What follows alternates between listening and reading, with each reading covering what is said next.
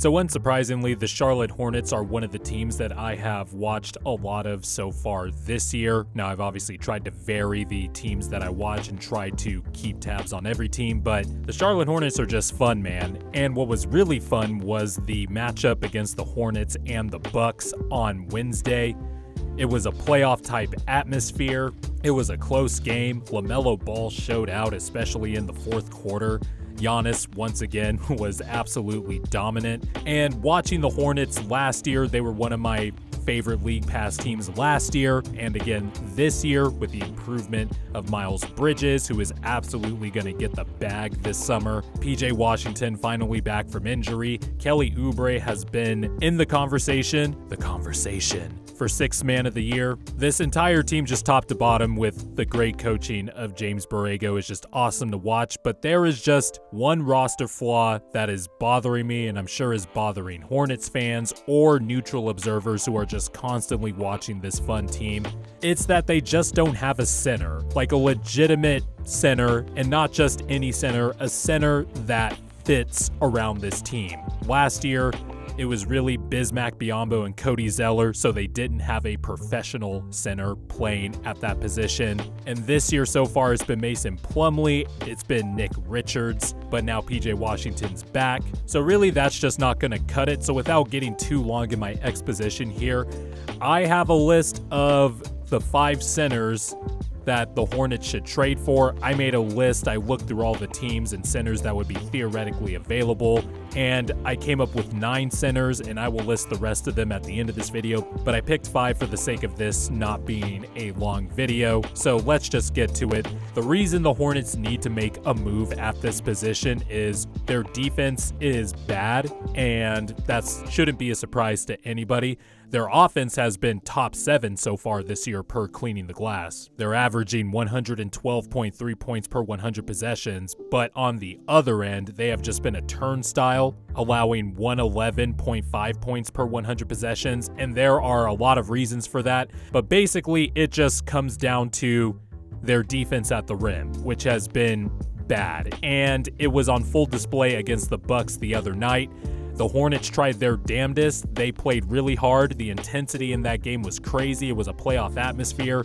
They tried to do everything they could to contain Giannis and the penetration of the Bucks guards, fending off Bobby Portis for offensive rebounds and DeMarcus Cousins, who had a few big shots in the fourth quarter.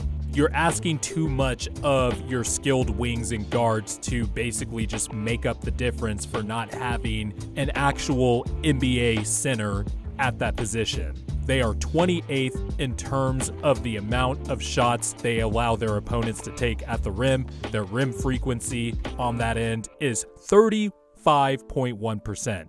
That means 35.1% of opponent shots are coming at the rim against the Charlotte Hornets, and they are shooting 65.5% at the rim.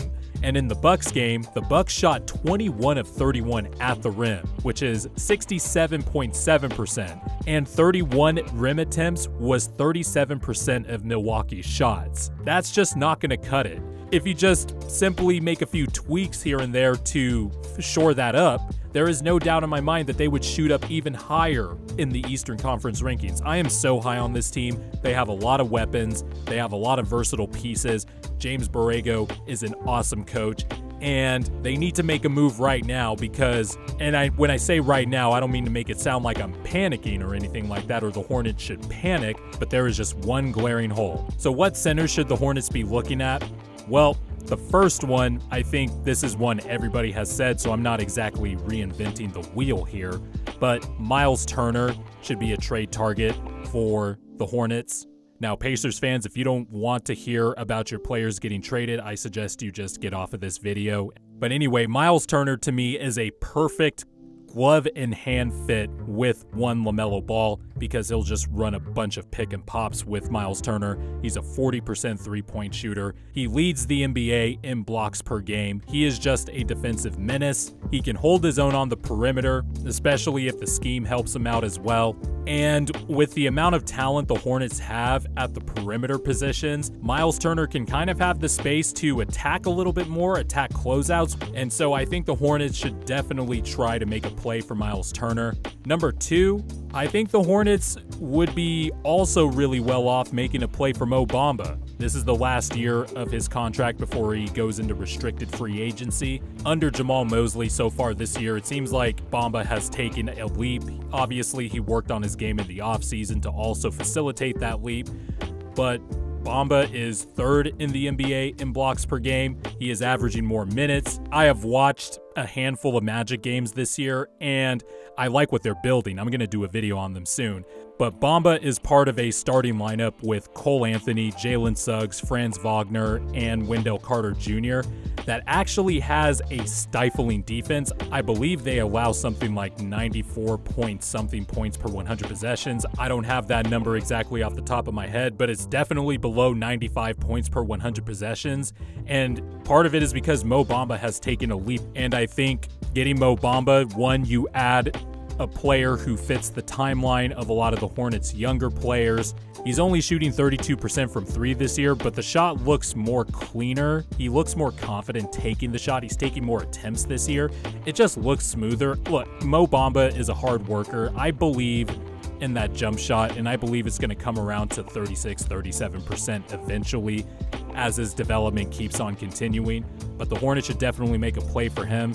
Real quickly, the other 3, I think Nick Claxton should be in play here as well. This is the final year of his contract, and he hasn't really played for the Nets so far this year. He's only played 4 games, but that is another player that the Hornets should possibly look at. A nice switching big who's very active, especially on the defensive end of the floor, and is another fit with LaMelo Ball just in terms of rolling to the rim.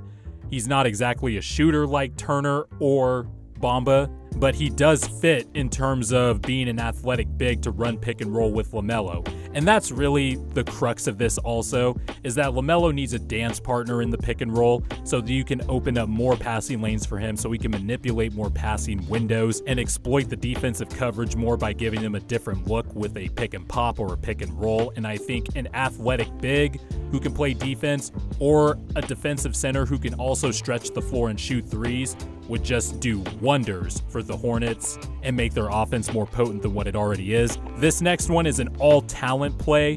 Especially on the offensive end, the Hornets can lean into their offensive identity and kind of shore up their trouble on the defensive glass, because in the half court, they allow a lot of offensive rebounds. That is also per cleaning the glass. But they should make a play for Domantas Sabonis if he is available. I'm just basically sick of the Pacers playing Turner and Sabonis together, if you haven't already noticed in this video. But Domas is a bona fide double-double guy, bruises people at the rim, is a great passer. Just imagine Domas is passing with the passing in the Charlotte Hornets offense already with LaMelo. That one would be really fun. And then the last one, it kind of might be surprising, but I think they should make a play for Jackson Hayes. Now, I know Jackson Hayes has been out of the rotation lately, and some of that is his doing. I think also some of it is part that the Pelicans situation is just a dumpster fire, even though they have won a whopping 3 out of their last 5 games. But Jackson Hayes had a really strong finish to last season. He's athletic as all hell, and I think under the coaching of James Borrego, that would be a better situation for a player like Hayes, who has